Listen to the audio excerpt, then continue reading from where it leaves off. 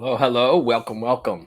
This is Stripped Down Sunday. I am Chris Lahiff, and we are Soul Evolution Collaborative. This is where we unchurch your Sunday experience. Welcome. We are thrilled to have you with us at this time to offer some inspiration, some spiritual upliftment, and hopefully a new take on life in a uniquely Soul Evolution Collaborative kind of way. We have stripped down Sunday mornings to offer you a streamlined Sunday service without all the other stuff. Hopefully, this fits your needs in a way that works for you. Now, we have the strong desire to bring an updated message of inspiration to the world at a time where we all seem to need it most. The Soul Evolution Collaborative is dedicated to personal transformation and communal evolution. Two very quick logistics to get out of the way before we really jump in here. One, everything you could want to know about Soul Evolution Collaborative, what we believe, how we operate, what we do, and how you can be involved is all available on our website, soulevolutioncollaborative.org. That link, I can put that link in the chat as well, which I will do that. And wrong button. And while we're here, check it out. You can go poke around there, or you can poke around later. But there's lots of opportunities for you to get in there. Life-changing information is available to you. Now, I will put in the chat here that link so you can find it. The other thing that we want to talk about briefly before we start is communities like this, people with a mission like ours to try to bring change to the world. We are actively creating a new earth and ways of life that benefit everyone. So if you are in any way able to help continue this mission for us, we gratefully welcome your support. Tax-deductible donations can be made at that same website, soulevolutioncollaborative.org. The link is in the chat. All right, now let's jump in here. I want you to think about this idea. Have you ever heard yourself saying this? If I had known back then what I know now, I could have done things so much easier, or I would have tried to do this. Whatever it is, it's that hindsight that sometimes brings even a little regret. So imagine if we could actually project ourselves to that future and imagine what we would have done differently that we could tell ourselves right now. There's power in that. So we're going to talk a little bit about how to do that. So this monthly theme, we're talking about the journey of becoming. We're talking about taking a pause and breathing it in this season where the days get shorter. This individual weekly talk is the gift of a new journey. It's always there. It's always an option for us, is a new journey. So this is from Savannah Riker, who created this global theme for Centers for Spiritual Living that we are following. She says, life is infinite, eternal, forever expanding. We can start anew in every moment. We can use the creative process to create the life that we desire and become that which we think most about. So today, what I want to try to convey here is a few different things. One, we can create a new journey right now. It can be as simple as shifting a thought. Two, we have a still small voice within our heads, and we can follow that. There's power there. And the third thing is to forget everything we thought we knew, or things that we believed that people have told us, that all of that go. So we can create a new journey right now with just a thought. And I know this, I'm sure everybody has heard this, and it sounds very trite and simple, but there is some power in it. It's that today is the first day of the rest of your life. We have that every single day. You can try something new today. If it doesn't go well, tomorrow you wake up, it's the first day of the rest of your life. Everything that comes before that, if we can learn how to just let that go, it's a new change, a new journey every single day. And it is as simple as a thought. Now, these things for starting a new journey, it can be a big change. And a lot of times when we step up and really put ourselves out there, magic happens. I want to talk a little bit about how it's never too late. There's a lot of famous people who, what it was that was in their heart that they wanted to get out into the world, they didn't find it or get on that path until much later in life. Laura Ingalls Wilder wrote the Little House on the Prairie book series starting at age 65. Colonel Sanders of Kentucky Fried Chicken started at 62. Grandma Moses, famous artist, didn't start painting till she was 78. Julia Child, her first cooking show at 51. And one of our favorites is Louise Hay, because she's a science of mind devotee, minister in training. And she put out her first, what was considered kind of a book, but it was really just a pamphlet that she had that said, Heal Your Body. She did that at age 50. And then 8 years later is when she actually made it into an actual book that she put out at age 58. And she couldn't find people to publish that book. So she started her own publishing house at that same time. So big things can really happen when you put yourself out there, and it's never too late. There's the rest of your life is the journey that you can start right now. And it can be these big things I just talked about, or it can be just a mindset change, a very simple thing. Now, here's a quote from Ernest Holmes from This Thing Called You. All laws are universal and may become individualized. The thing that stands between you and the greater good is a thought. The thing that stands between you and the greater good is a thing of thought and nothing else.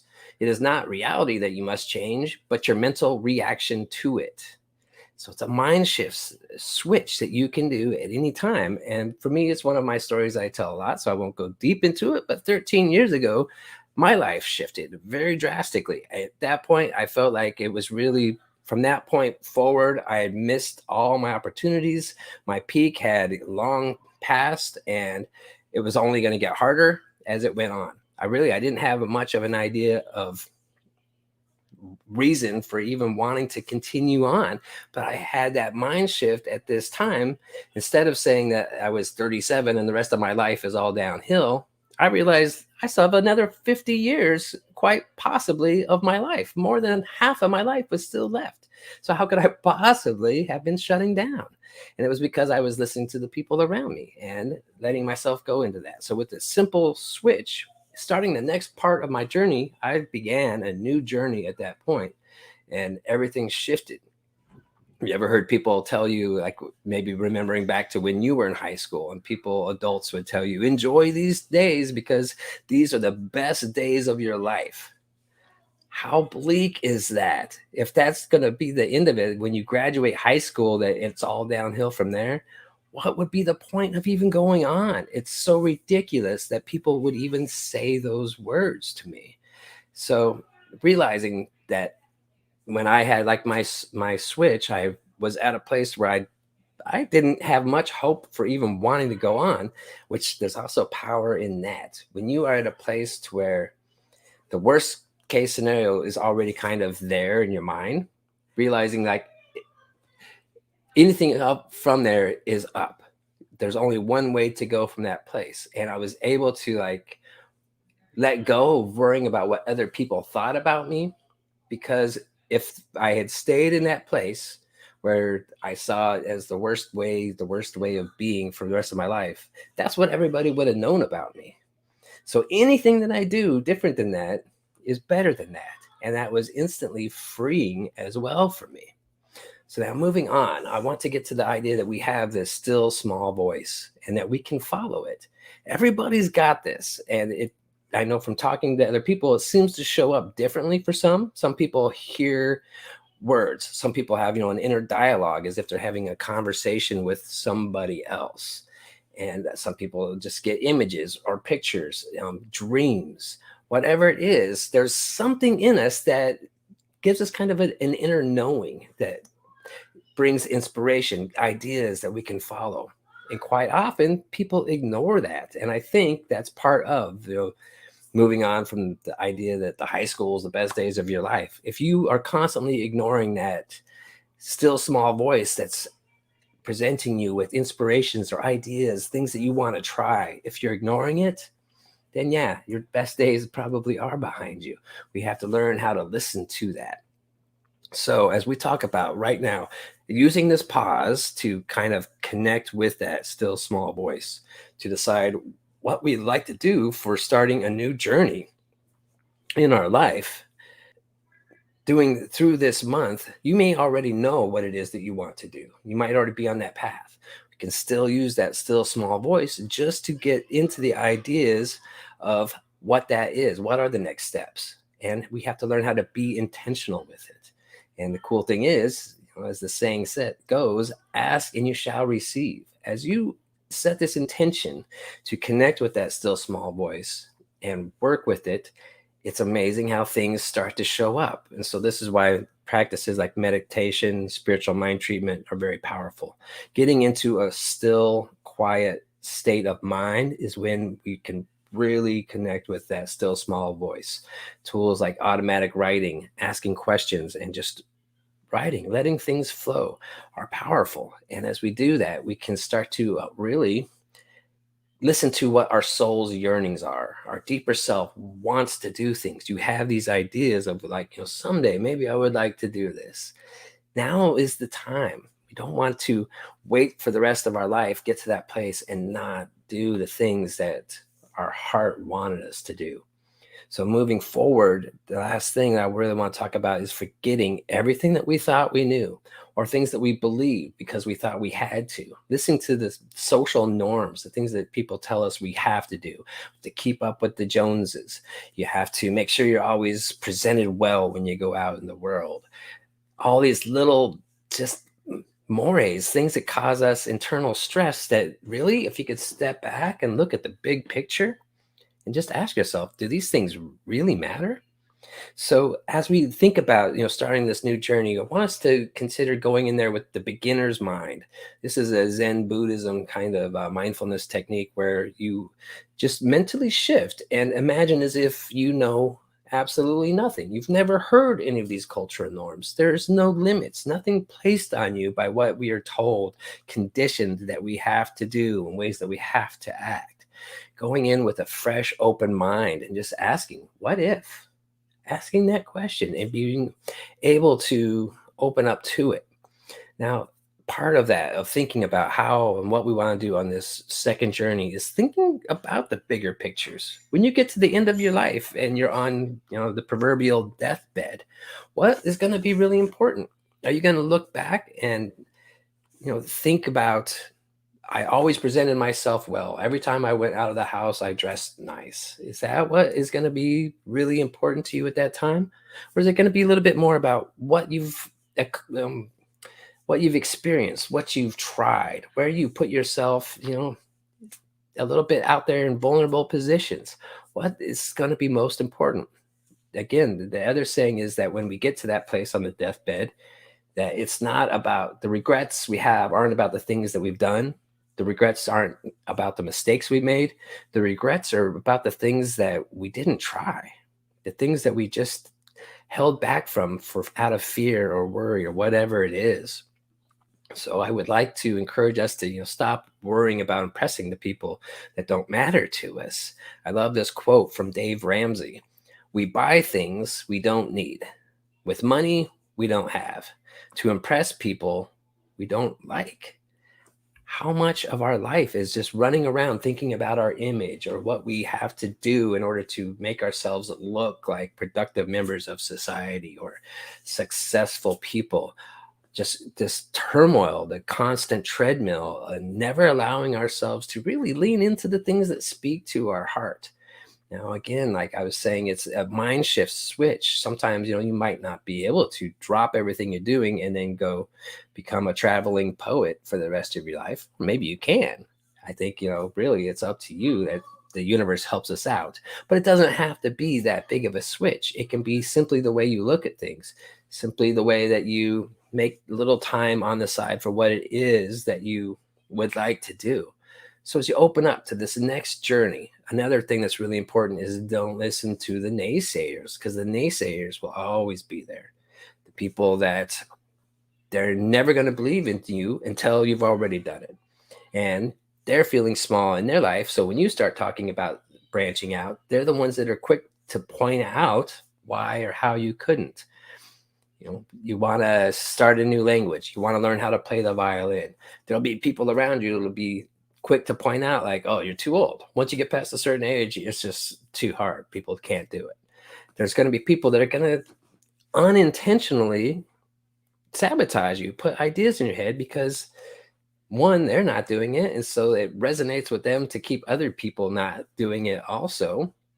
And when we hear these ideas, it's really easy to allow that to shut us down. So we have to not listen to the naysayers. Myself, going back to the story where I felt like my best days might have been behind me, once I realized they weren't, as I was waiting tables at that time and waiting tables to make money in a place of volume, I asked myself, if I'm going to do this for a while, what would be the best place to do this at? Those jobs that people say you can make good money. And when I started talking about, like, I think I want to get into fine dining, people were quick to say, you can't. You have to be a wine expert. You can't do that. I talked about, like, why, if we're going to do this job forever, why wouldn't we go work at XYZ restaurant? And people were quick to say, you can't get on there. The only way people ever get hired there is if somebody dies. All these little things that people were, feeling small and trying to spread that around because it was their own excuse for not doing it either. Persist. Don't listen to the naysayers. And if that first place you thought you wanted to get to doesn't work out, try the next and the next. And about opening up to what is in your soul, what it wants to get out. If you want to be a musician, and start that right now as your second law in life, your next journey that you're on, start small. Go to an open mic at a coffee shop. Think small. If you want to be an artist, submit some artwork to the state fair.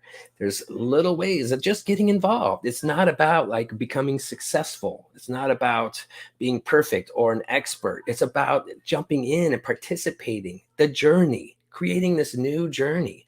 So just doing what you want to do. Say yes. Doing what you want to do is so important. And that, when I say yes, there's actually a little trick in that to help push you forward. When I decided that I wanted to start sharing information like this with others, that I liked to talk about it, I was still afraid. I didn't think I was ready, but I knew I wanted to do it. So I told myself that if anybody ever gives me the opportunity, I will say yes immediately. Because I know that for myself, if I don't, I'm going to find reasons of why I'm not quite ready or why I can't do it that day, that time. And so the first time somebody offered me a chance to speak on a pulpit, I just said yes. I said yes because I made that promise to myself in advance. So then it was not an option to say no.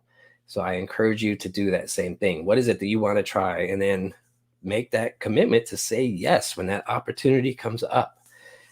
Just jump in and start doing what it is that your heart, soul is speaking to you. So now back to that idea that if I had known then what I know now, I would have what? So this technique or process, imagine where you are. And it depends, it's up to you, depending maybe on where you're at in your life. Are you retired? Are you not retired? How old are you? What is it that you would like to do? So you can project yourself, 20 years in the future from now, or you can project yourself 1 year into the future from now. But imagine like what's going to be going on. Are you going to be retired? Are you going to be, empty nesters? Are your children going to be out of the house? Putting yourself into that, what that future is going to look like, just helps with your imagination to open up to that still small voice. And then ask yourself, what would I want to tell myself back on that day in December of 2021, and open up and see what comes and just enjoy this journey. Start going on that journey. This is a powerful time in our lives that we can really disguise the limit. And that all begins right now, today, a new journey every day. Every day is new. So I want to finish with this quote from Wayne Dyer. And he said, don't get to the end of your life and die with your music still in you. That to me is the biggest tragedy. So let's finish with a little bit of a spiritual mind treatment here, just to cement this in. So I like to acknowledge that there is this one infinite source of all that is. There is this deeper knowing within, the still small voice, whatever you want to call it. There is a deeper thing going on here, of which we're all a part. So as we open up to this, that this one mind operates through our own mind, we can tune into it and listen and hear what it is that is yearning to come through in your own unique way. Each and every individual on this planet is here in perfect time, in perfect experience, in perfect ways to express gifts that are unique to each and every individual. So, what is it within you that wants to come out? You know this already. The Spirit has already put this within you.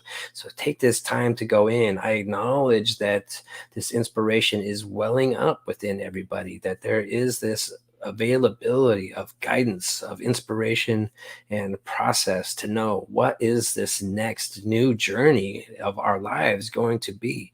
And as we tune into this, we harmonize with those around us, creating this world where it shows others that they're free to open up to their special talents, to their own unique gifts, to their own ways of expression. And that as we do this, this world just becomes more and more colorful, more vivid, more diverse, and more enjoyable and rich and worth living.